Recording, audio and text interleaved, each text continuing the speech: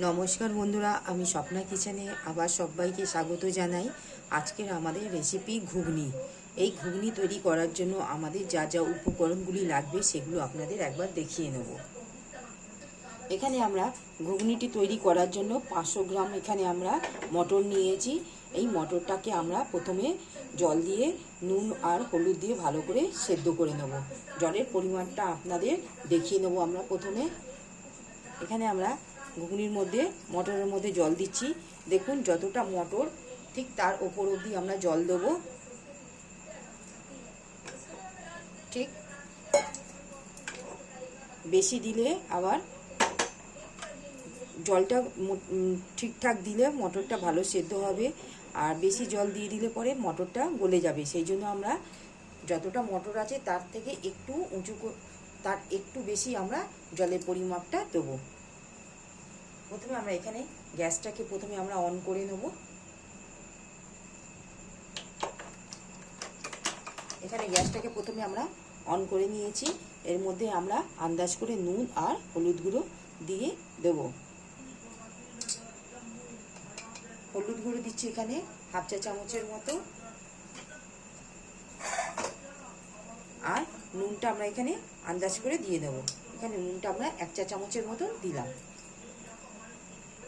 দিয়ে আমরা ঢাকাটা দিয়ে মুখটা বন্ধ করে আমরা এখানে 4টে সিটি আমরা দিয়ে নেব।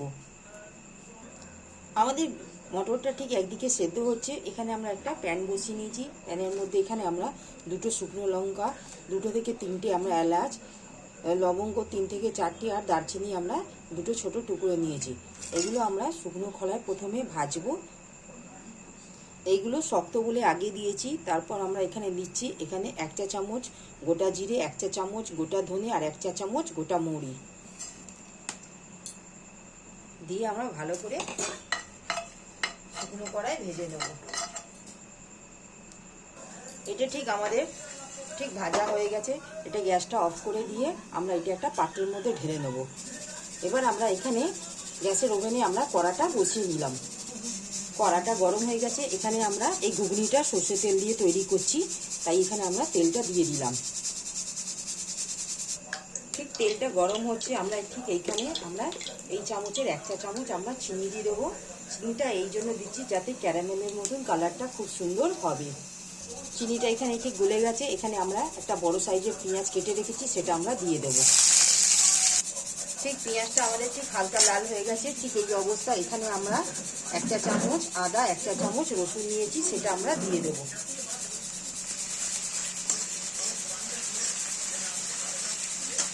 দিয়ে মশলাটা ভালো করে কাঁচা গন্ধটা না থাকে 2 থেকে 3 মিনিটের মতন আমরা কষিয়ে নেব। ঠিক এই অবস্থায় আমরা এখানে আলু পিস পিস করে ছোট ছোট করে কেটে রেখেছি, সেইগুলো ধুয়ে পরিষ্কার করে নিয়েছি। এই আলুগুলো আমরা এই মশলার মধ্যে আমরা দিয়ে দেবো।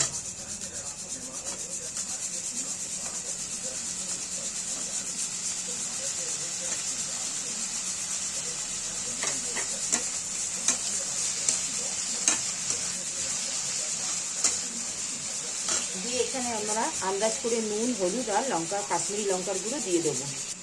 নুনটা আমরা এখানে ঠিক আন্দাজ করে দিয়ে নিচ্ছি। এখানে 1 চা চামচের মতো নুন দিলাম।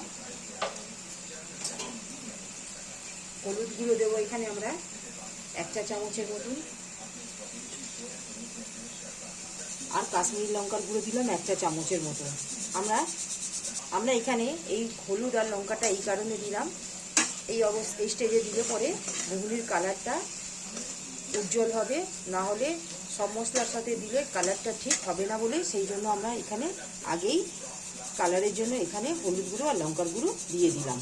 আমরা এখানে 2খানা কাঁচা লঙ্কা নিয়েছি, সেটা ভালো করে কুচিয়ে নিয়েছি, সেটা আমরা দিয়ে দিলাম।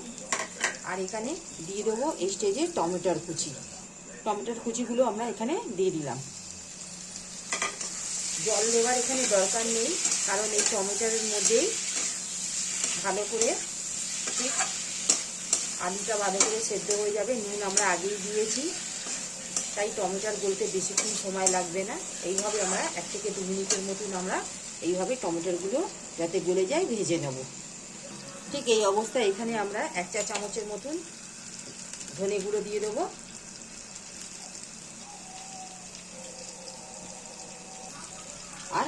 চা চামচের মতন আমরা এখানে গোলমরিচের গুঁড়ো দিয়ে দেবো।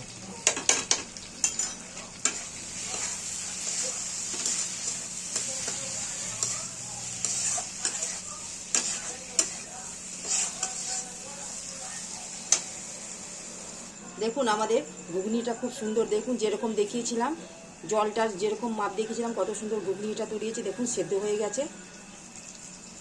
ঠিক এই অবস্থায় আমরা ঘুগনিগুলো এখানে কড়ার মধ্যে মশলার মধ্যে দিয়ে দেবো। এখানে আমরা দিয়ে দিলাম।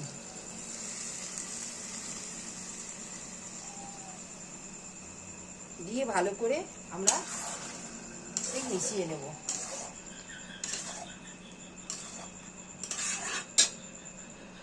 সামান্য জল দিয়ে নেব।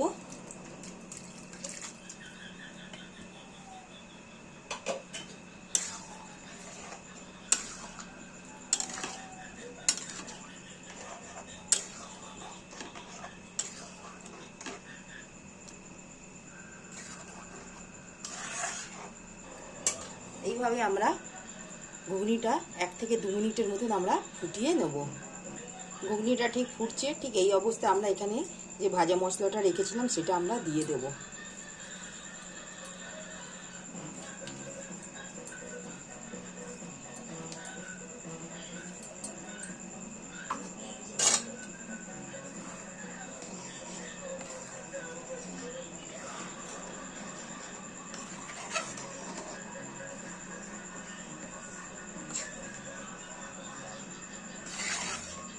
ঠিক দিয়ে নাড়িয়ে আমরা গ্যাসের ফ্লেমটা অফ করে দেবো। এখানে আমরা ঘুগনিটা একটা প্লেটের মধ্যে বার করে নিয়েছি। এবার ওপর থেকে আমরা ঠিক দোকানের মতন কুচনো পেঁয়াজ দিয়ে দেবো। দেখুন